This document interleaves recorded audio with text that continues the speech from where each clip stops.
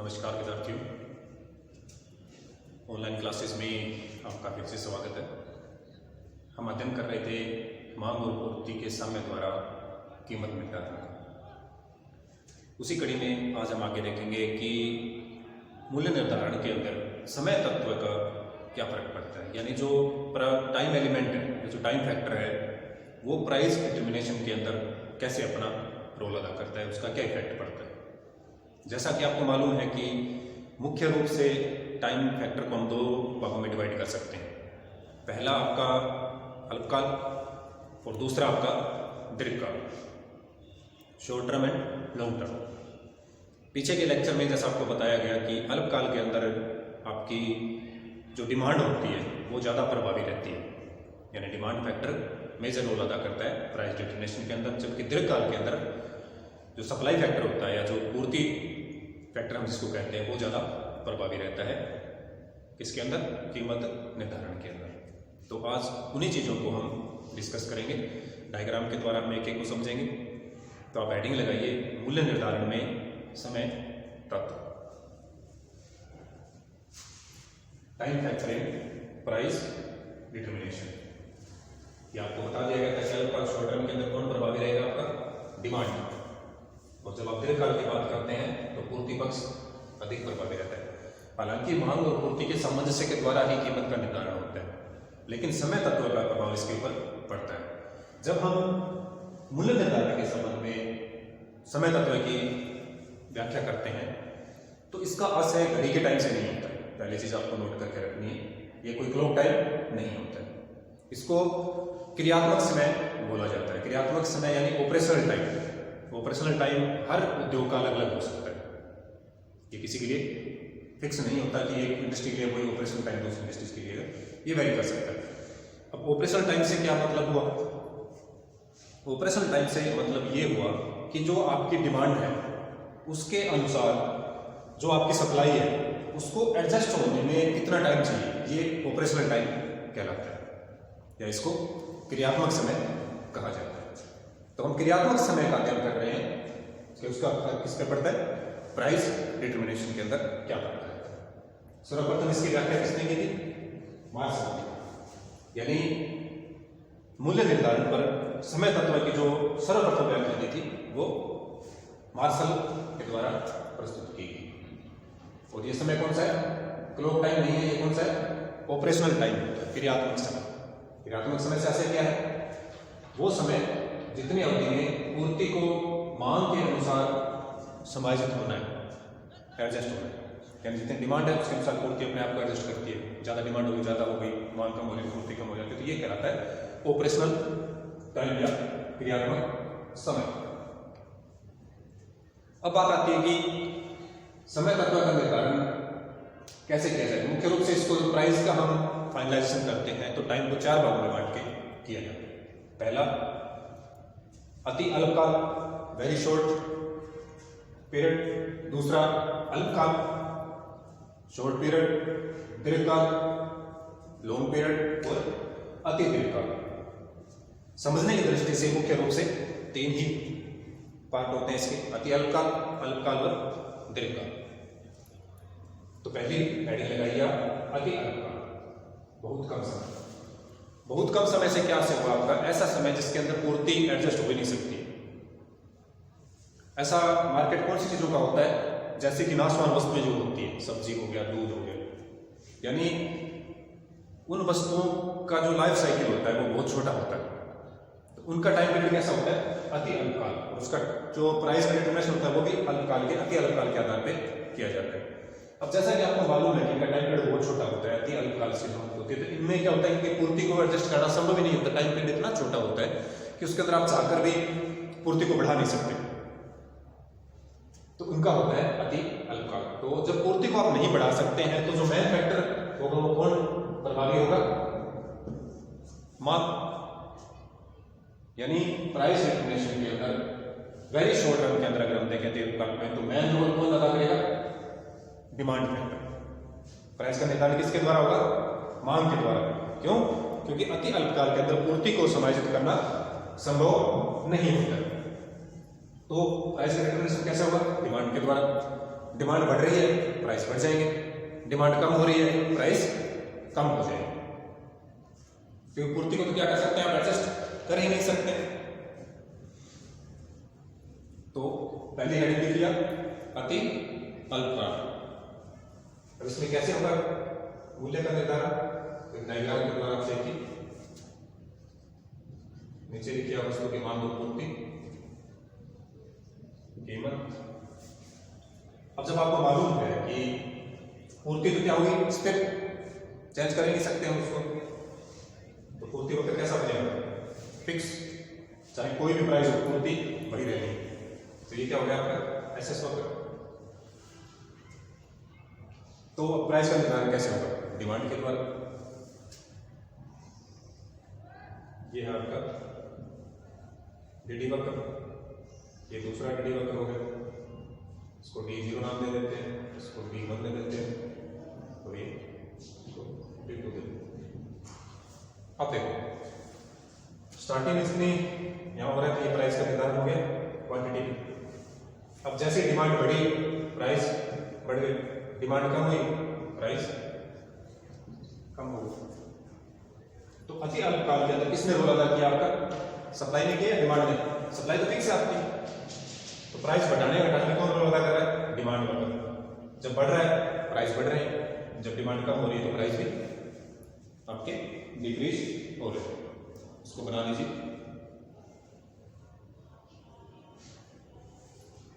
अब चूंकि ये अति अल्पकाल से संबंधित होता है और मांग और पूर्ति के सामने के द्वारा तो हो रहा है, लेकिन ये सामने कैसा है, टिकने वाला नहीं है, ये पॉइंट्स आपके चेंज होते रहते हैं। इसीलिए इसको क्या बोला जाता है, बाजार मूल्य भी कहा जाता है। यानी उस दौरान बाजार में जो प्रचलित मूल्य है उसको क्या कहा जाएगा, मार्केट प्राइस। अब सपोज दैट कुछ ऐसे कुछ जैसे दूध वगैरह का शादी के सीजन में क्या होती है, डिमांड बढ़ जाती है, उनके रेट भी क्या हो जाते हैं, बढ़ जाते हैं। तो उस समय के दौरान जो बाजार मूल्य प्रचलित है और अल्पकालीन समय के द्वारा निर्धारण होता है मांग और पूर्ति के, उसको बोला जाता है बाजार मूल्य। अति अल्पकाल वाले मूल्य को क्या कहा जाएगा आपका, मार्केट प्राइस या बाजार मूल्य बोला जाता है। अब बात करते हैं अल्पकाल की। अल्पकाल में इतना समय होता है कि पूर्ति को कुछ हद तक एडजस्ट किया जा सकता है। हालांकि मांग के अनुसार समायोजित नहीं किया जा सकता, लेकिन फिर भी पूर्ति में समायोजन संभव होता है। एग्जैक्टली उतना नहीं होता जितनी डिमांड है, लेकिन यानी अकेले काल में बिल्कुल ही पूर्ति समायोजित नहीं की जा सकती, फिक्स होती है, और दीर्घकाल में सारे समायोजन होंगे। अब बचा बीच में अल्पकाल। इसके अंदर क्या होता है कि मांग के अनुसार पूर्ति में काफी हद तक समायोजन किए जा सकते हैं, लेकिन एज इट इज नहीं किए जा सकते। तो इसमें मांग और पूर्ति के सामने के द्वारा क्या होता है आपका निर्धारण होता है। हालांकि मेन फैक्टर आपका इसमें भी क्या रहेगा, डिमांड ही रहता है। अब इसमें प्राइस का निर्धारण कैसे होगा, यहां आपने लिया मांग और पूर्ति, डिमांड एंड सप्लाई, और यहां आपने लिए प्राइस या कीमत। ये आपके डिमांड वक्र हो गए। अब उसके अंदर सप्लाई वक्र हमने कैसा बनाया था, सीधा चेंज नहीं होता है उसके अंदर, इसमें अति अल्पकाल के अंदर, लेकिन इसमें कुछ हद तक चेंज हो सकता है, यानी डिमांड के अनुसार थोड़ा थोड़ा इसको बढ़ाया जा सकता है। तो डिमांड इसका सप्लाई कर्व कैसा होता है, स्लोप लाइन के अंदर बनेगा। डिमांड के अनुसार कुछ हद तक इसको एडजस्ट किया जा सकता है। तो अब जैसे जैसे डिमांड बढ़ेगी उसकी प्राइस बढ़ जाएगी, और डिमांड कम होगी तो पूर्ति भी कम कर दी जाएगी, और प्राइस भी क्या हो जाएंगे, डाउन होने स्टार्ट हो जाएंगे। अगर डिमांड बढ़ रही है तो उसके समायोजन के अनुसार कुछ हद तक पूर्ति को एडजस्ट किया जाता है, और समायोजन के द्वारा प्राइस का निर्धारण होता है। जबकि अति अल्पकाल के अंदर आपका पूर्ति वक्र कैसा बन रहा था, स्ट्रेट। और किससे निर्धारण हो रहा था आपका, डिमांड वक्र जहां से आपको काट रहा है, डिमांड बढ़ रही है तो प्राइस बढ़ रही है, कम हो रहा है तो कम हो रहा है। तो इसके अंदर स्लोप लाइन के अंदर होता है, कुछ हद तक उसके अनुसार एडजस्ट इसको किया जा सकता है। हालांकि ये 45 डिग्री के एंगल पे नहीं होगा, थोड़ा नीचे की तरफ होता है, उतना एडजस्ट नहीं किया जा सकता जितना कि त्रिकाल में होता है। ये था इसका दूसरा पार्ट। अब देखिए तीसरा, दीर्घकाल के अंदर मूल्य का निर्धारण। लॉन्ग पीरियड के अंदर क्या होता है आपका, इतना समय आपके पास होता है कि जितनी आपकी डिमांड है उसके अनुसार आप सप्लाई को एडजस्ट कर सकते हैं। जितनी आपकी आवश्यकता है उसके अनुसार समायोजित कर सकते हैं, और नहीं आवश्यकता है तो आपूर्ति को घटा भी सकते हैं, या हम कहें कि उनको गोदाम वगैरह के अंदर रखे स्टॉक के रूप में मेंटेन किया जा सकता है, बाजार से उसको हटाया जा सकता है, एक सफिशिएंट समय हमारे पास होता है। अब इसके दौरान जो मूल्य प्रचलित होते हैं उसको कहा जाता है सामान्य मूल्य, नॉर्मल प्राइस। नॉर्मल प्राइस एक तरह से क्या होते हैं कि जो दीर्घकाल में प्रचलित रहते हैं, और ये मांग और पूर्ति के सामने के द्वारा निर्धारित होते हैं। यानी बाजार मूल्य एक तरह से क्या होंगे, फ्लक्चुएशन वाले, बढ़ते घटते रहेंगे, जबकि सीधी रेखा के रूप में जो लगभग रहेगा उसको बोला जाता है सामान्य मूल्य, जो ट्रेंड को प्रदर्शित करता है। तो जो हमें काम देखने को मिलता है दीर्घकाल में, दीर्घकाल वाले को बोला जाएगा सामान्य मूल्य, अति अल्पकाल वाले को बोला जाता है मार्केट प्राइस या बाजार मूल्य। अब दीर्घकाल में समय का जो तत्व है वो कैसे प्रभावित करेगा कीमत निर्धारण को, तो इसको तीन भागों में बांट दिया जाता है, क्योंकि दीर्घकाल के अंदर जो आपका उत्पादन हो रहा है वो फाइनल करेगा कि मूल्य निर्धारण क्या होगा। तो उत्पादन आपको पता है उत्पत्ति के 3 नियमों के तहत किया जा सकता है, उत्पत्ति वृद्धि नियम, उत्पत्ति समता नियम और उत्पत्ति ह्रास नियम, law of increasing returns, law of constant returns and law of diminishing return. अब फर्म कौन से नियम के अंदर उत्पादन कर रही है उसके आधार पे मूल्य का निर्धारण दीर्घकाल के अंदर होता है। एक एक करके हम तीनों को देखते हैं। पहला लिखिए लॉ ऑफ डिमिनिशिंग रिटर्न, उत्पत्ति ह्रास नियम के अंदर अगर फर्म उत्पादन कर रही है तो मूल्य का निर्धारण कैसे होगा। जैसा कि आपको मालूम है कि जब डिमिनिशिंग रिटर्न के अंदर फर्म उत्पादन करती है तो जैसे जैसे हम उत्पादन बढ़ाएंगे लागत क्या होती है, बढ़ती है। इसीलिए उत्पत्ति ह्रास नियम को लागत वृद्धि नियम भी बोला जाता है। इस कंडीशन में जब हम उत्पादन करते हैं तो जो सीमांत इकाई का उत्पादन है उसमें लागत क्या आती है, ज्यादा आती है। क्यों? क्योंकि हम एक फर्म की जो ऑप्टिमम प्रोडक्शन की लिमिट है उसको क्रॉस करते हैं और साधनों का अनुकूलतम सहयोग क्या हो जाता है, बंद हो जाता है, तो लागतें हमारी बढ़नी स्टार्ट हो जाती है। स्थिर साधनों पर परिवर्तनशील साधनों का प्रभाव बढ़ जाता है, साधनों का असमायोजन हो जाता है। तो इसके अंदर कैसे होगा, चूंकि ये क्या है लागत वृद्धि नियम है, तो इसमें जैसे ही आप प्रोडक्शन बढ़ाते हैं या पूर्ति को बढ़ाते हैं तो क्या होता है, लागतें आपकी बढ़ती है, तो प्राइस आपके कैसे होते हैं, बढ़ने स्टार्ट होंगे। यानी जैसे जैसे आप डिमांड आपने बढ़ाई, डिमांड बढ़ेगी तो आपको क्या बढ़ाओगे, पूर्ति बढ़ाओगे, तो प्राइस आपके क्या होंगे, बढ़ने स्टार्ट हो जाएंगे।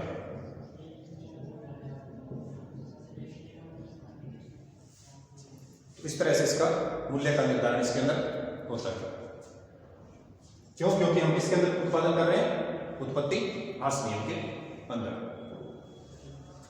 अब दूसरा नियम आता है उत्पत्ति समता नियम, लॉ ऑफ कांस्टेंट रिटर्न। इसमें क्या होता है, जिस रेशियो के अंदर आप लागत बढ़ाते हैं उत्पादन भी आपका उसी अनुपात में बढ़ता है। यानी कि अगर हम पूर्ति बढ़ाएंगे तो प्राइस क्या रहेंगे, कांस्टेंट रहेंगे। पूर्ति कब बढ़ेगी, जब प्रोडक्शन बढ़ेगा। तो उत्पत्ति ह्रास नियम के अंदर अगर आप प्रोडक्शन बढ़ाते हैं तो लागत बढ़ती है तो प्राइस भी बढ़ जाएंगे। उत्पत्ति समता नियम के अंदर जब आप उत्पादन बढ़ाते हैं तो लागत वही सेम कांस्टेंट रहती है, तो प्राइस भी आपके क्या रहेंगे, कांस्टेंट रहेंगे। यानी कि अगर आपकी डिमांड बढ़ती है तो भी पूर्ति आपकी कांस्टेंट रहती है और आप उसको बढ़ा सकते हैं। उसी प्राइस के ऊपर आपका क्या हो सकता है, मूल्य का निर्धारण होता है और आप पूर्ति को कॉन्स्टेंटली इंक्रीज कर सकते हैं। तो डिमांड के अनुसार पूर्ति समायोजित हो जाती है, जबकि प्राइस आपके क्या रहते हैं, जो पहले थे वही रहते हैं। अब आता है इसका तीसरा part, law of increasing returns, उत्पत्ति वृद्धि नियम। ये नियम क्या कहता है, इसको लागत ह्रास नियम भी बोला जाता है। क्यों? क्योंकि इसमें जिस तुलना में लागत बढ़ती है उत्पादन उससे ज्यादा बढ़ता है। तो इसके अंदर अगर फर्म उत्पादन करेगी या पूर्ति को बढ़ाएगी तो उसकी लागतें क्या होती है, कम आएंगी, और कम आएंगी तो प्राइस भी आपके क्या होंगे, कम होंगे। यानी डिमांड बढ़ने पर जब आप पूर्ति बढ़ाओगे तो प्राइस आपको क्या देने पड़ेंगे, कम देने पड़ेंगे। क्यों? क्योंकि आप किसके अंदर उत्पादन कर रहे हैं, इंक्रीजिंग रिटर्न या उत्पत्ति वृद्धि नियम के अंदर आप प्रोडक्शन कर रहे हैं। तो इसके अंदर ग्राफ कैसा बनेगा,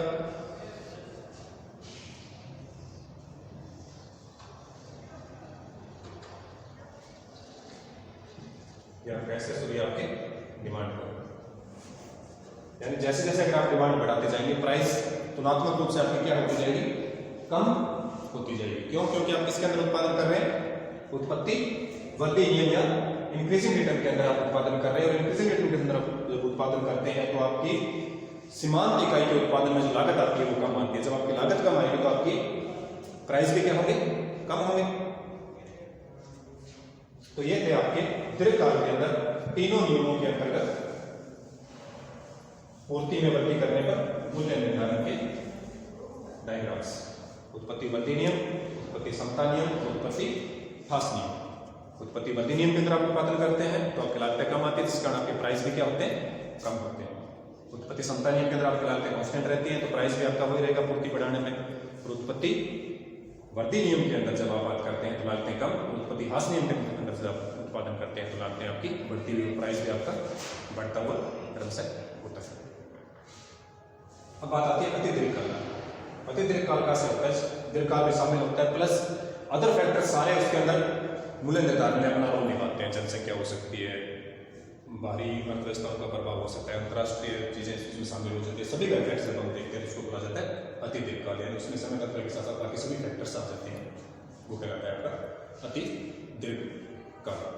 तो आपको क्या ध्यान रखना है, मूल्य निर्धारण में समय तत्व दो होगा, अल्पकाल और दीर्घकाल। अल्पकाल में शॉर्ट क्वेश्चन पूछा जाए तो कौन प्रभावी रहेगा, आपका डिमांड फैक्टर। दीर्घकाल में आपका सप्लाई फैक्टर प्रभावी रहता है। सर्वप्रथम इसका सिद्धांत किसने दिया, मार्शल ने दिया। इसके अंदर हम टाइम को क्लोक टाइम नहीं बल्कि ऑपरेशनल टाइम के रूप में देखते हैं। ऑपरेशनल टाइम कौन सा होता है, जितने टाइम के अंदर जो सप्लाई है उसको डिमांड के अकॉर्डिंग एडजस्ट होने में समय लग रहा है, वो आपका ऑपरेशनल टाइम कहलाता है। ये अलग अलग उद्योगों के हिसाब से अलग अलग होता है, किसी के लिए फिक्स नहीं हो सकता। फिर हम बात करते हैं कितने प्रकार से हो सकता है, 4 प्रकार से, अति अल्पकाल, अल्पकाल, दीर्घकाल और अति दीर्घकाल। समझने की दृष्टि से हमें 3 ही याद रखने, अति अल्पकाल, अल्पकाल और दीर्घकाल। Very short, short and long. अति अल्पकाल में कौन प्रभावी रहेगा, डिमांड। सप्लाई आपकी क्या रहती है, फिक्स रहेगी। कैसे, सप्लाई फिक्स, रोल अदा कौन करेगा, डिमांड। डिमांड अगर बढ़ रही है प्राइस बढ़ जाएगी, डिमांड अगर कम हो रही है तो प्राइस कम हो जाएगी। इसी को मार्केट प्राइस बोला जाता है। अल्पकाल के अंदर आपका क्या होगा, पूर्ति का समायोजन तो किया जा सकता है लेकिन कुछ लिमिट तक ही किया जा सकता है, यानी मांग के अनुसार ही कीमत का निर्धारण होता है। और लास्ट आपका दीर्घकाल, जिसमें आपने 3 चीजों के अंदर हमने इसको देखा, increasing return, constant return and diminishing return.